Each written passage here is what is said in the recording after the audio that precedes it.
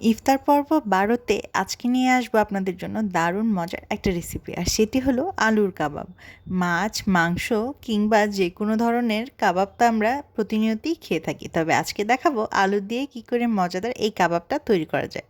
প্রথমেই উপকরণগুলো দেখিয়ে নিচ্ছি। খুব বেশি উপকরণের কিন্তু প্রয়োজন নেই, বাড়িতে থাকা উপকরণ দিয়ে তৈরি হয়ে যাবে দারুণ মজার এই কাবাব। প্রথমেই আমি সেদ্ধ আলুগুলোকে খুব ভালোভাবে ম্যাশ করে নেব। এখানে প্রায় ১ কেজি পরিমাণ কাবাবের জন্য আমি আলু নিয়ে নিয়েছিলাম। এইগুলো কিন্তু আপনারা বানিয়ে অনেক দিনের জন্য সংরক্ষণও করতে পারবেন।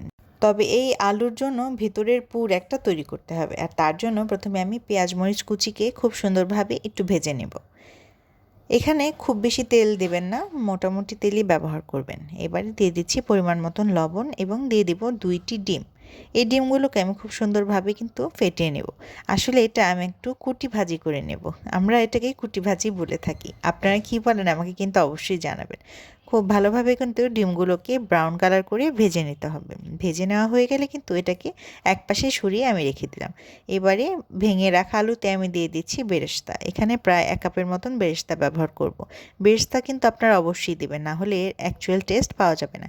দিয়ে দিলাম ৩টে কাঁচামরিচ কুচি, দিয়ে দিলাম ধনেপাতা কুচি। এবারে দিয়ে দিচ্ছি চিলি ফ্লেক্স, দিয়ে দিচ্ছি গরম মশলা এবং চাট মশলা। দুটি আমি ১ চামচ করে দিয়ে দিব। এই মশলাগুলো আপনারা অবশ্যই ব্যবহার করবেন, নয়তো কিন্তু আসল টেস্ট আসবে না। দিয়ে দিলাম পরিমাণ মতন লবণ এবং কিছুটা গোলমরিচের গুঁড়া। এবারে সব কিছু কিন্তু খুব সুন্দরভাবে মিশিয়ে নিতে হবে। এ পর্যায়ে আমি কোনো তেল ব্যবহার করছি না, কিন্তু যখন আমি কাবাবের শেপগুলো দিব তখন হাতের তালুতে অল্প একটু তেল দিয়েই কাবাবগুলো শেপ করে নিতে হবে। আমার একবারে রেডি হয়ে গিয়েছে শেপ দেওয়ার জন্য। এবারে আমি আস্তে আস্তে করে এভাবে গোল বলের মতন করে আকার দিয়ে নিলাম এবং মাঝখানে হাত দিয়ে চেপে কিছুটা ফাঁকা করে ওই ডিমের ঝুরি ভাজিটা দিয়ে দিলাম এবং আবার একটা সুন্দর শেপ করে নিলাম। এভাবে একে একে করে আমি অনেকগুলো কাবাবই তৈরি করে নেব। সবগুলো কাবাব মোটামুটি বানানো হয়ে গেলে কিন্তু আপনারা চাইলে কিছুক্ষণের জন্য এটাকে ফ্রিজে রেখে দিতে পারেন, তাহলে বাইন্ডিংটা আরও বেশি ভালো হবে। আমি আরেকটি কাবাব আপনাদেরকে বানিয়ে দেখিয়ে দিচ্ছি। এক এক করে সবকটি কাবাবই আমি বানিয়ে ফেলবো। এটা বানানো খুবই সহজ এবং খেতে খুবই মজা। একবার না খেলে একদম মিস হয়ে যাবে। এই যে আমার সবকটি কাবাব বানানো হয়ে গিয়েছে। এবার পরবর্তী স্টেপে চলে যাচ্ছি। এখানে আমি ২টি ডিমের সাদা অংশ এভাবে ভেঙে নিচ্ছি এবং আমি এখানে ব্রেড ক্রাম্বও নিয়ে নিয়েছি। আজকে আমি বাসায়ই ব্রেড ক্রাম্বটা বানিয়ে নিয়েছিলাম। বাড়িতে কিভাবে পারফেক্ট ব্রেড ক্রাম্ব বানাবেন আপনারা যদি চান, আমি চাইলে আপনাদের সাথে সেই রেসিপিটিও কোনো একদিন অবশ্যই শেয়ার করব।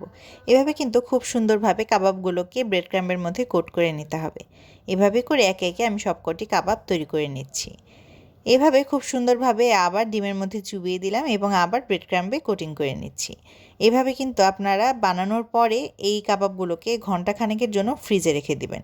২ থেকে ৩ ঘন্টা ফ্রিজে রাখলে কিন্তু এটা মোটামুটি শক্ত হয়ে যাবে এবং তখন চাইলে এয়ারটাইট ব্যাগেও আপনারা এগুলোকে রেখে অনেক দিনের জন্য সংরক্ষণ করতে পারবেন। আমি এবারে চুলায় একটি প্যান বসিয়ে তাতে তেল গরম করে একে একে দিয়ে দিলাম আমার কাবাবগুলোকে একটু আলতোভাবে কিন্তু উল্টে পাল্টে নিতে হবে। খুব বেশি হিটে কিন্তু এগুলোকে ফ্রাই করা যাবে না, তাহলে পুড়ে যাবে আর ভেতরে সেদ্ধ হবে না। আস্তে আস্তে করে এগুলোকে উল্টে পাল্টে কিন্তু ভেজে নিতে হবে। আমার কাবাবগুলো হয়ে এসেছে এবং আমি একে করে এগুলোকে উঠিয়ে নিচ্ছি। দেখে কিন্তু আমার নিজেরই এখনই লোভ হচ্ছে। আপনাদের কেমন লাগছে অবশ্যই জানাবেন। এই কাবাবগুলো দেখতে যত সুন্দর, খেতে তার থেকেও বেশি মজা। একবার হলে ওইটি অবশ্যই ট্রাই করবেন। সবাই ভালো থাকবেন, সুস্থ থাকবেন। ধন্যবাদ।